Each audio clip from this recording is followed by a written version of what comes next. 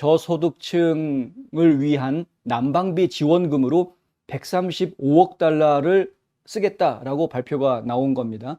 그런데 재미있는 것은 이 전체 프로젝트의 집행을 카멀라 해리스가 맡는다라고 발표가 나왔습니다. 예.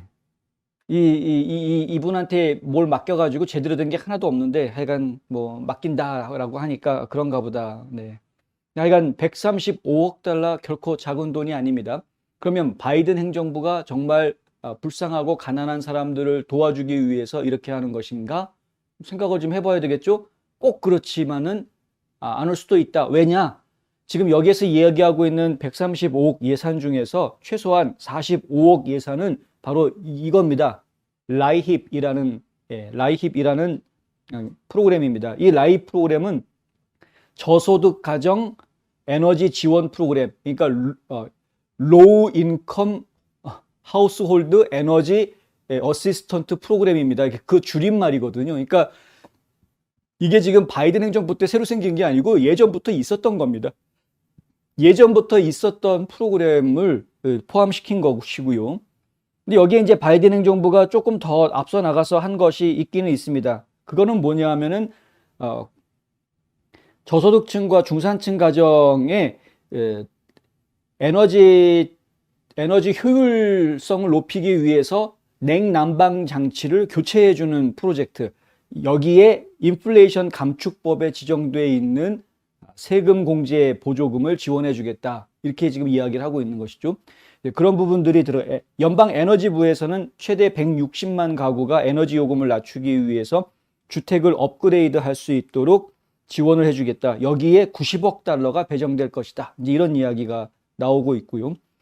그리고 또 인플레이션 감축법에 따라서 온실가스 감소 기금을 연방 환경보호국이 어떻게 사용을 하게 될지에 대한 청문회를 열겠다라는 이야기도 들어가 있는데, 이 연방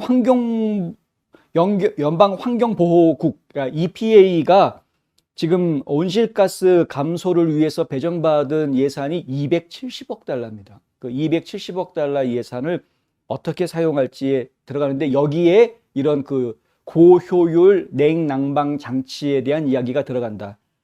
심지어는 이제 이 고효율 냉난방 장치를 특별히 더 많이 제조하기 위해서 국방 생산법을 발동하겠다라는 이야기도 지금 오늘 백악관 발표에 나와 있고요. 그리고 그 고효율 냉난방 장치를 생산하고 설치하기 위해서 추가로 전문 인력들을 선발하고 그들이 더 하게끔 일자리를 더 창출하겠다. 이런 이야기까지도 지금 나와 있는 상태입니다. 고효율 냉난방 장치를 업그레이드 해준다면 뭐 그거는 좋은 거죠. 이왕이면 똑같은 에너지원을 가지고 더 효율적으로 사용해서 에너지 지출을 좀 줄일 수 있게 해주는 부분이니까 그것은 뭐 좋은 겁니다. 그런데 최대 160만 가구라고 이야기하는데 미국 전체 가구 수를 약 5천만 가구로 보고 있습니다. 미국의 인구가 3억 3천만이 좀 넘죠. 근데 5천만 가구 정도로 보고 있는데 그 160만 가구만 이거 뭐 해준다고 해서 과연 어느 정도 효과가 있는 건지는 잘 모르겠다. 그리고 이제 라이힙 같은 경우에는 예전부터 전해오던 그 프로그램이기 때문에 기준이 있습니다. 분명한 기준선이, 법에 정해져 있는 기준선이 있는데요.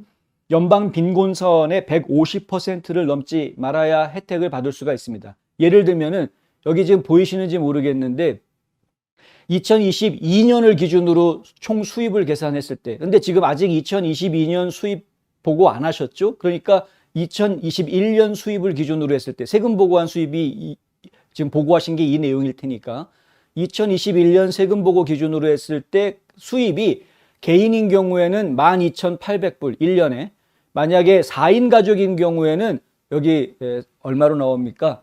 23,000으로 나옵니까?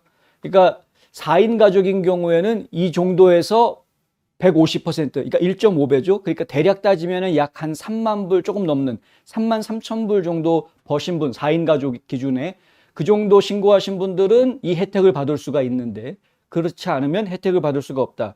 그리고 주 정부 기준으로 했을 때 주의 중간 소득 수준에서 60%를 넘지 말아야 된다라는 규정이 있습니다. 그러니까 이러한 규정들에 맞는 사람들이면은 좀 이제 정말 가난하신 분들 이고 이분들에 대해서 도움을 주겠다라는 이야기인데, 오케이, 여기까지는 그럴듯하게 저희가 들었습니다. 그 다음에 나오는 이야기, 이렇게 해서 혜택을 받는 사람들이 약 500만 가구 정도가 될 것 같다라는 이야기가 나옵니다. 적은 가구가 아닙니다. 그러니까 지금 미국에 이렇게 가난하게 사는 가구들이 엄청나게 많이 있다는 거죠. 그러니까 5천만 가구가 있다라고 이야기하는데 그중에 한 500만 가구 이상이 혜택을 받을 수 있다. 그러니까 10% 이상, 전체 국민의 10% 이상이 혜택을 받을 수 있다라고 이야기하고 있는 것이고요. 그리고 이제 이 부분을 놓고 사람들이 이야기하고 있는 게 현찰이 나오게 될 것인데, 결국은 예를 들어서 45억 달러, 45억 달러를 쓰겠다라고 이야기하는데 한 500만 가구한테 주겠다라고 이야기하니까 실제로 한 가정당 가는 지원금 액수가 얼마 정도 되겠느냐? 1000불이 좀 안 될 것이다. 이제 이렇게 계산이 나오게 되죠. 그러면은 그 정도 지원해 준다고 했을 경우에 과연 충분한 지원이 될 수 있겠는가? 이거 기계를 교체하는 이런 부분까지 생각을 한다고 그러면은 사실은 충분한 거는 아니겠다. 그래도 뭘 안 주는 것보다는 주는 게 낫지 않겠느냐. 뭐 이런 식으로 좀 이해할 수 있는 부분이고요. 하지만 여기에 대해서 지금 반론을 펴시는 분들이 많다. 제가 이 기사가 뉴스맥스에서 이 기사를 여러 매체에서 기사를 냈습니다만은 뉴스맥스에서 낸 기사를 한번 좀 보여드리겠습니다. 왜냐하면은 이 뉴스맥스가 기사를 트루소셜에다가 올려놨더니 이렇게 올려놨는데요. 트루소셜에 올려놓고 났더니 바로 이겁니다. 그 뒤에 댓글들이 어마무시한 댓글들이 달리는데 그 댓글 내용들이 대체적으로 좀 불쾌하다라는 반응들을 보이고 있는 것이죠. 예를 들면 여기 뭐 이런 댓글이 대표적입니다. More inflation, yeah. More inflation. 야, 지금 뭐 인플레이션 높이려고 그러는 거냐? 왜냐하면은 돈 푸는 거니까. 사람들한테 돈 주겠다라는 거니까 인플레이션 자극하려고 하는 거 아니냐? 그리고 뭐 unfortunately not everyone is smart. 참 불행하게도 모든 사람들이 똑똑한 게 아니다. 뭐 이런 이야기들이 나오고 있고요. 어떤 사람들은 만약에 트럼프가 그랬으면 니들은 그 사람 아주 칭찬했을 텐데 라는 이야기까지 했군요. 그러니까 지금 바이든이 했기 때문에 욕하는 거지 그게 잘못돼서 욕하는 거냐 뭐 이런 지적을 하고 있는 것인데, 생각을 좀 잘해봐야 될 것 같습니다. 대체로 어떤 분위기냐 하면은 이거는 선거 때 선거 일주일 앞두고 이런 발표를 하는 거는 결국은 표 달라는 이야기다. 유권자들한테 뇌물 주는 거다. 이런 이야기를 합니다. 지금 또 워낙에 댓글이 많아가지고 막상 찾으려니까 개똥도 약에 쓸려면 없대더니 하여튼 그렇습니다. 뭐 공짜 돈, 모든 사람들한테 공짜 돈을 준다고 이런 바보 같은 뭐 이런 말들도 나오고요. 그저 바보라는 단어 상당히 많이 나오더라고요. 댓글에 보니까. 어쨌든 간에 지금 이제 유권자들한테 뇌물을 주는 것이고 인플레이션을 자극하는 것이고 지금 선거 앞두고 민주당 표 살려고 지금 정부가 돈을 푸는 거다라는 그러한 지적들이 지금 자꾸 나오고 있다. 이런 지적에서부터 자유롭지 못한 건 분명한 사실인 것 같습니다. 가난한 사람 도와주는 게 뭐가 문제냐라고 이야기하면 저는 할 말 없습니다. 그런데 가난한 사람을 도와주는 건 도와주는 건데 왜 하필이면 타이밍이 이러냐라는 것에 대해서는 정부 입장이라면 좀 신중했어야 될 필요는 있었다.